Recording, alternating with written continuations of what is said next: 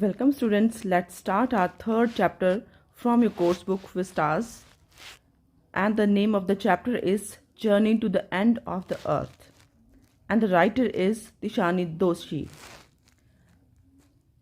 Early this year, I found myself aboard a Russian research vessel, the academic Shoklaski, heading towards the coldest, driest, windiest continent in the world, Antarctica. My journey began 13.09 degrees north to the equator in Madras and involved crossing nine time zones, 6 checkpoints, 3 bodies of water, and at least as many ecospheres.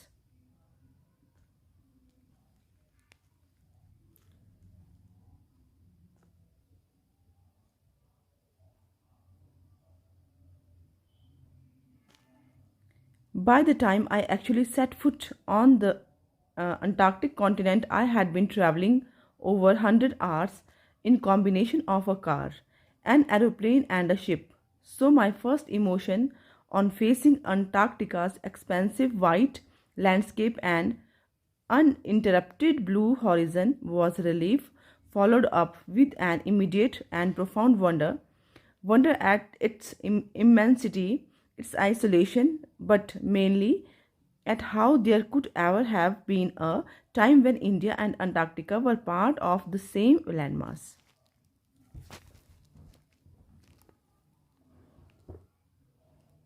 Expansive means covering wide area in terms of space or scope.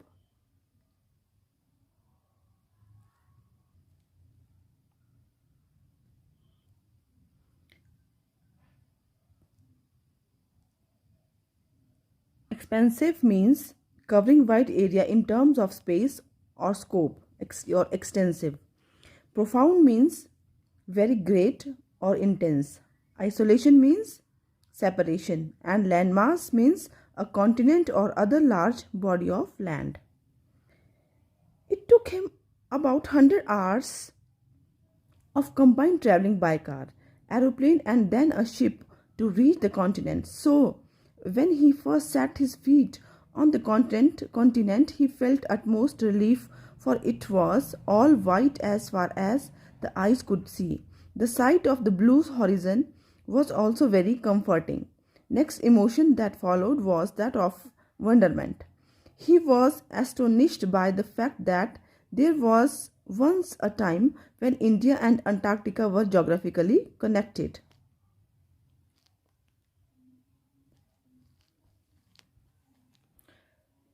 Now, next is part of history. 650 million years ago, a giant amalgamated southern supercontinent, Gondwana, did indeed exist, centered roughly around the present day.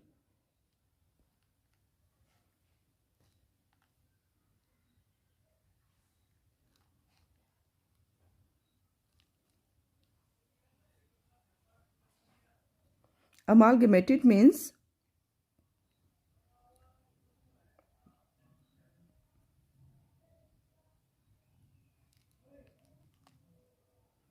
it means a combine or unite to form one structure. Supercontinent means a former large continent from which other continents are held to have broken off and drifted away.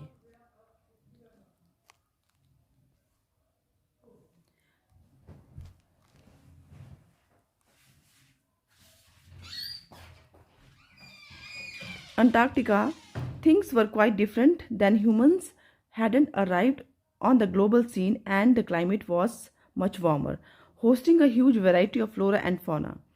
For 500 million years, Gondwana thrived, but around the time when the dinosaurs were wiped out and at the age of the mammals got underway, the landmass was forced to separate into countries, shaping the globe much as we know it today. Thrived means prosper or selfish.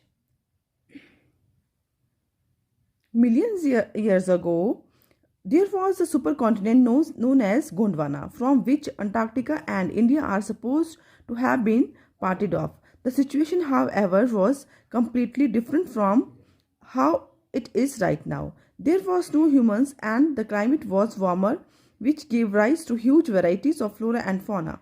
Gondwana flourished for 500 million years until dinosaurs got extinct and human beings came into existence.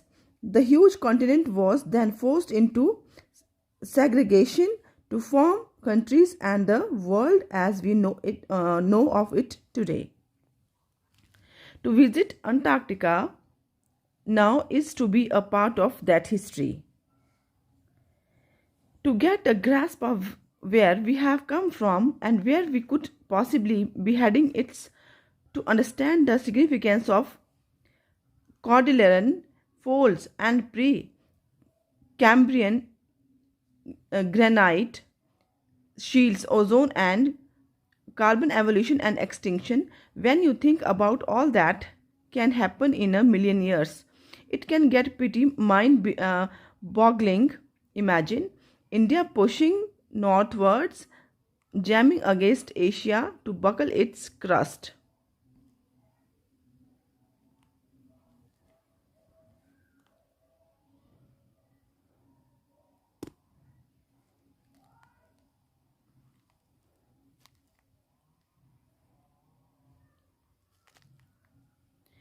And now the Himalayas, South America drifting off to join North America, opening up the Drake Passage to create a cold circumpolar current, keeping Antarctica frigid, desolate, and at the bottom of the world. Cordilleran folds means an extensive chain of mountains or mountain ranges. Precambrian granite shield means large areas of relatively low elevation that forms part of continental masses. Mind-boggling means overwhelming. Frigid means very cold in temperature. Desolate means uninhabited and giving an impression to bleak emptiness. According to the author, if one wants to have a glimpse of history and form where we have originated along with where we are headed, Antarctica is the right place. It is the best place to research and understand about mountain ranges and low elevation continents, ozone and carbon evolution and extinction. It is capable of giving an insight of the future, and that can be really startling.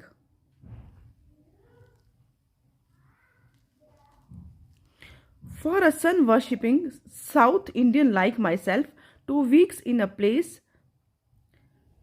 where 90% of the Earth's total ice volumes are stored in a chilling prospect.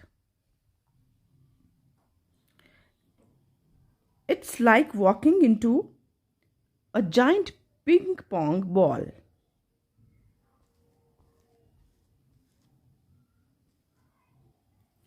Devoid of any human markets, no trees, billboards, buildings, you lose all earthly sense of perspective and time here. The visual scale ranges from the microscopic to mighty, midges and mites to blue whales and icebergs as big as countries.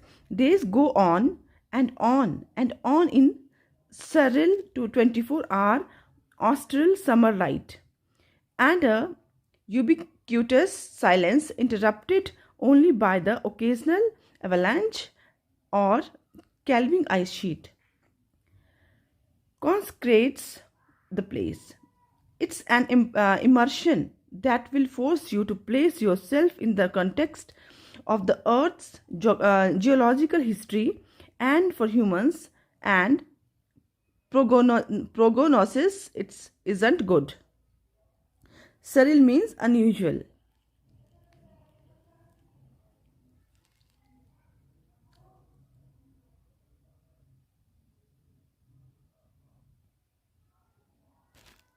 It means unusual. Ubiquitous. It means everywhere.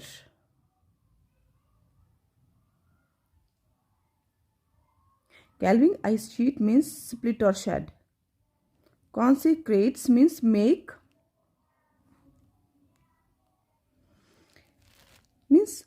or declare scared, and immersion means submerge.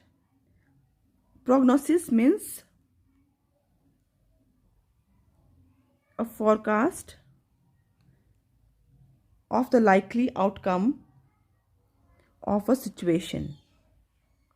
It means it was a very different experience for the narrator as being a South Indian sun worshipping man. It was hard for him or anyone else to imagine living in a place where 90% of the Earth's total ice volumes are stored.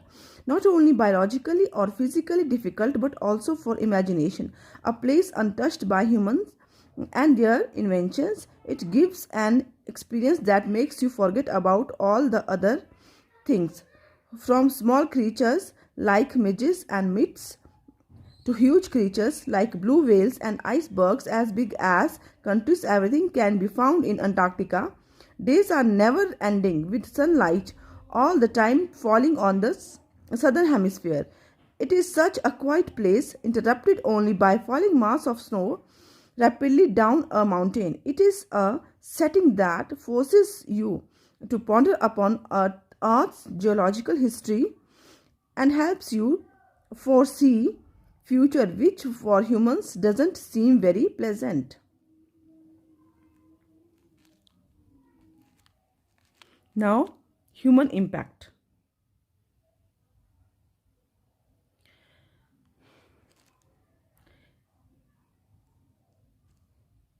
Human civilizations have been around for a paltry 12,000 years, barely a few seconds on the geological clock. In that short amount of time, we have managed to create quite a ruckus, etching our dominance over nature with our villages, towns, cities, megacities. The rapid increase of human populations has left us battling with other species for limited resources, and the unmitigated burning of soil fuels has now created a blanket of carbon dioxide around the world, which is slowly but surely increasing the average global temperature. Here, paltry means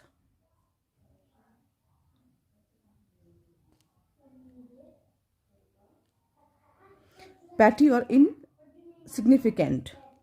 Ruckus means a row or common. Etching means engraved, unmitigated.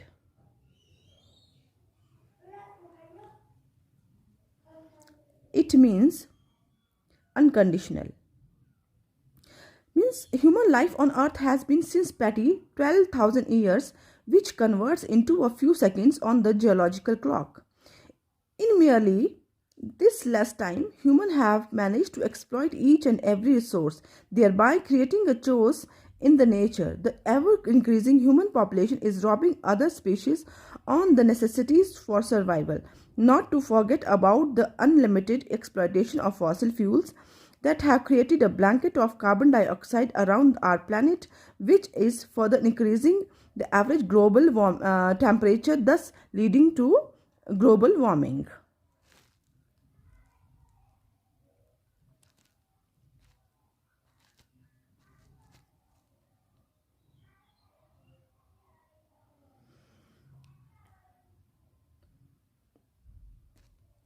Climate change is one of the most hotly contested environmental debates of our time.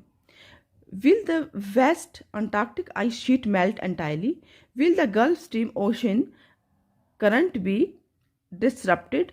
Will it be the end of the world as we know it? Maybe, maybe not. Either way, Antarctica is a crucial element in this debate, not just because it's the only place in the world which has never sustained a human population and therefore remains relatively pristine.